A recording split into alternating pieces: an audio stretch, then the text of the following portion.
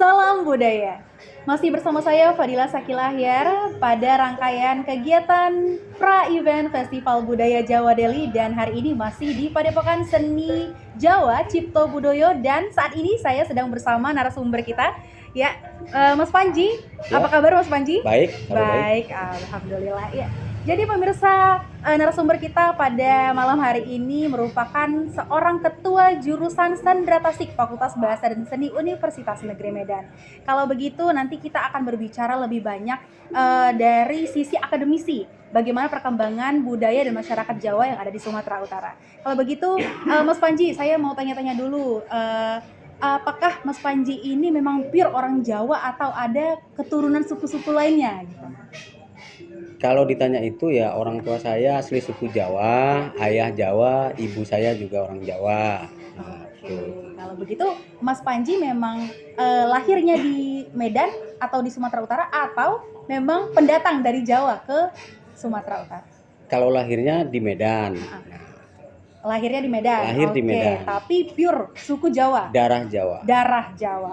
Oke, kalau begitu saya mau tanya ke Mas Panji, bagaimana menurut pandangan Mas Panji terkait masuknya masyarakat Jawa ke Pulau Sumatera, khususnya ke Medan? Karena kalau kita tahu, Medan ini adalah salah satu kota di Indonesia yang heterogen. Ada banyak sekali suku dan budaya yang ada di Sumatera Utara. Bagaimana menurut Mas Panji? Oke, baik. Kalau kita mau menelisik tentang kedatangan orang Jawa ke Sumatera Utara itu, tentu saja kita harus melihat sisi historis ya, sejarah kedatangan orang Jawa ke Medan, ke Sumatera Utara katakanlah. Nah, ada beberapa fase atau periode kedatangan orang Jawa ke Sumatera Utara. Itu baik dari zaman kolonial, bahkan jauh sebelum zaman kolonial juga udah ada perpindahan masyarakat Jawa yang ke Sumatera Utara. Kalau kita telisik, nah kita berbicara dari masa kolonial lah dulu ya. Nah, kedatangan orang Jawa pada masa kolonial itu tentu saja orang-orang Jawa itu didatangkan oleh para penanam modal yang dulu ingin mengembangkan perkebunan di Sumatera Utara. Nah, bagaimana pada masa itu VOC ya itu mencari sumber tenaga kerja yang untuk membuka perkebunan di Sumatera Utara itu orang-orang Jawa yang dianggap dapat menggantikan buruh atau tenaga kerja sebelumnya. Kalau sebelumnya itu kan didatangkan dari pekerja yang ada di perkebunan itu didatangkan dari Coromandel, Cina ya, Cina daratan itu. Tapi kemudian seiring waktu karena banyak persoalan yang kemudian harus mendatangkan pekerja dari lokal. Ya, di lokal sendiri di Sumatera Utara tidak ditemukan itu, tapi penduduk Jawa yang bisa dibawa kemari. Karena apa? Karena dianggap inilah yang paling sesuai untuk dijadikan sebagai tenaga di perkebunan Delhi ketika itu. Nah, kemudian pada perkembangan berikutnya ya, mereka datang ini kan tidak datang begitu saja, tapi juga didatangkan dengan seperangkat kebudayaannya, seperti kesenian-kesenian, wayang orang, ludruk, wayang kulit, ketoprak, dan kesenian-kesenian yang lain itu ikut dibawa kemari. Nah, kemudian di perkebunan itu sendiri ya. Nah, kalau sekarang kita melihat, nah ini peninggalan-peninggalan yang ketika itu dibawa itu sekarang masih ada. Kita lihat di beberapa bekas daerah-daerah perkebunan seperti di kampung-kampung Jawa ya, yang dulu eks perkebunan. Nah, itu masih bisa kita temukan kesenian-kesenian Jawa itu ya. Masih tertinggal hingga saat ini. Itu bisa kita lihat sampai saat ini. Nah, yang menarik ada satu kesenian yang muncul kemari itu ya, yang kemudian berkembang. Nah, itu tidak lagi sama dengan seperti yang asli di Pulau Jawa. Contohnya itu seperti kesenian yang namanya ketoprak. Nah, terus muncul kesenian-kesenian yang lain juga yang sampai saat ini terus berkembang. Nah, seperti itu kira-kira. Karena adanya akulturasi budaya ya Pak ya? Iya. Ya. Kalau begitu Pak, Bapak tadi sudah menyinggung sedikit tentang kesenian budaya Jawa. Kalau Bapak memandang hal ini dari sisi akademisi, adakah hasil kajian atau riset-riset yang memperlihatkan perkembangan budaya Jawa, khususnya kesenian Jawa yang berada di bukan induk kebudayaan? Oke, baik. Kebetulan saya berada di dunia akademisi, jadi melihat ya, banyak membaca tentang beberapa kajian dari mahasiswa yang ada di Sumatera Utara sendiri maupun yang ada di perguruan-perguruan tinggi negeri yang ada di Indonesia ini, banyak mengkaji tentang kesenian-kesenian Jawa yang ada di Sumatera Utara.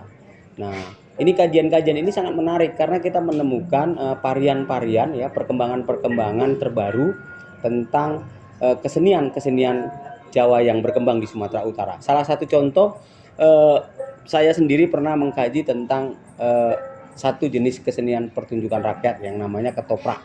Nah, ketoprak ini tidak sama dengan yang ada di ketoprak yang ada di Jawa. Ya, ketoprak itu banyak variannya, banyak macamnya. Kalau di Jawa itu ada ketoprak Mataram, ya, kemudian ada ketoprak apa namanya, eh, ketoprak humor, ya, dan lain-lain. Nah, di Sumatera Utara ini sendiri ada yang namanya ketoprak dor. Nah, ketoprak dor ini, nah ini yang paling menarik untuk dikaji ya.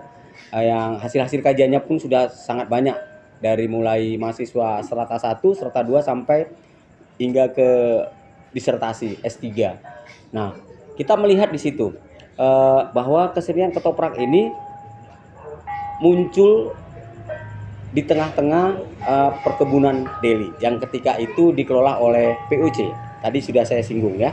Nah, perbedaannya itu ya, kenapa dia kemudian berbeda? Karena sejarahnya ini sangat berbeda. Kalau di Pulau Jawa ya, munculnya ketoprak itu kan tentu dari kesenian gejlok lesung yang kemudian diberikan nyanyian-nyanyian, kemudian ditambahkan unsur cerita, gerak tari, dan sebagainya.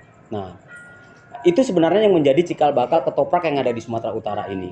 Nah, kalau kita melihat sejarahnya, begini, kita melihat sejarahnya itu, kita lihat bagaimana POC merekrut tenaga kerja di perkebunan ini ya, dengan melihat daerah-daerah miskin yang bisa direkrut tenaga-tenaga kerja untuk dibawa ke Sumatera sebagai tenaga buruh atau kuli. Nah, kita melihat situ dari beberapa hasil kajian yang pernah saya baca dan pernah saya menulis di beberapa artikel ya, bahwa perkembangannya itu terbawa kemari ya, kemudian dihidupkan di sini, dihidupkan di Sumatera Utara. Tapi karena adanya gejolak politik yang terjadi di perkebunan itu sendiri ya, sehingga terjadi perubahan-perubahan itu sendiri. Selain gejolak politik juga di sini terjadi akulturasi kebudayaan, yang sehingga tercampur sehingga menjadi bentuk-bentuk yang baru dari kesenian ketoprak yang sekarang itu namanya ketoprak dor ya. Nah, ketoprak dor itu sendiri sebenarnya bisa kita lihat dari onomatope ya. Ketoprak itu berasal dari kata ketok dan prak. Nah, itu. Ya, nah kemudian dor itu sendiri, ada beberapa sumber yang menyatakan bahwa dor itu adalah berasal dari suara instrumen musik yang kalau dipukul tuh bunyinya dor dor. Tapi kemudian sumber lain ya juga mengatakan bahwa dor itu adalah salah satu bentuk simbol perlawanan masyarakat terhadap pemberontakan. Nah, seperti pada masa itu ya. Pada masa itu. Nah, saya sendiri pernah menggali satu sumber ya, di satu perkebunan yang berada di Deli ya, di tanah Deli ini ada salah satu, saya baca dari artikel, buku, dan hasil kajian. Ini ketoprak ini dulu pernah dijadikan sebagai kedok pemberontakan untuk menggulingkan kekuasaan Belanda. Nah, sehingga kata dor itu adalah simbol dari perlawanan senjata. Nah, bahkan dulu namanya tidak hanya ketoprak dor, tapi ketoprak tek dor. Tek itu menyimbolkan suara senjata kecil, apa namanya, bedil. Dor itu suara senjata besar. Nah, kira-kira seperti itulah. Berarti ada banyak ternyata fungsi atau manfaat dari ketoprak dor ini tadi ya Pak. Bukan hanya untuk hiburan berarti, tapi juga sebagai simbol perlawanan pada masa itu. Oke, kalau begitu saya ingin melanjutkan, dan ini akan menjadi closing statement dari Mas Panji selaku akademisi untuk melihat bagaimana sebenarnya kurikulum di universitas atau perguruan tinggi untuk menyikapi apakah ada orientasi yang dia bersifat perkembangan Jawa, khususnya Jawa Deli yang ada di Sumatera Utara. Oke, baik. Nah, kalau kita mengaitkan kurikulum yang ada di Sendera Tasik sendiri ya. Nah, kita di sini di Sendera Tasik itu kita membuat ada beberapa program ya yang mendukung kurikulum. Apalagi sekarang kan kurikulum ini sedang digelontorkan oleh Kementerian Pendidikan itu dengan kurikulum Merdeka, ya kan? MBKM, kurikulum Merdeka Belajar. Nah, di sini sebenarnya kurikulum ini ya memberikan kebebasan tidak hanya kepada mahasiswa tapi juga dosen, tapi juga kurikulum itu sendiri ya untuk melihat apa yang bisa kita kembangkan pada masyarakat. Kampus ini sebenarnya melihat apa yang terjadi di masyarakat itu. Kita melihat kemudian kampus ya di sini sebagai sebagai dunia akademik ya. Ini coba bergaul ya, coba mengkaji ya, coba meneliti apa yang ada di masyarakat. Ini bagaimana? Apakah ini nanti bisa dikembangkan ke depan atau bagaimana? Nah, ini kampus menggodok beberapa hal ini. Ada tim-tim tim-tim peneliti ya, tidak hanya penelitian saja. Sementara kalau kampus ini dosen ini kan punya tugas utama, itu mengajar, mengabdi dan meneliti. Nah, tiga hal ini ya, apa yang ada di masyarakat itu sebenarnya bisa kita kita kerjakan. Kira-kira seperti itu. Oke, kalau begitu ini khususnya untuk budaya dan kesenian budaya Jawa Deli ya Mas Panji. Ini bukan hanya tugasnya para akademisi, tapi juga para pemuda khususnya yang ada di Sumatera Utara untuk tetap memberikan imunitas tersendiri dan membantu untuk eksistensi kesenian budaya Jawa Deli yang ada di Sumatera Utara. Kalau begitu demikian podcast kita pada malam hari ini bersama Mas Panji. Terima kasih Mas Panji sudah bersedia hadir. Dan kita akan bertemu lagi pada acara puncak Festival Budaya Jawa Deli tanggal 26 hingga 27 November 2022. Saya Fadila Sakilayar pamit undur diri. Salam budaya.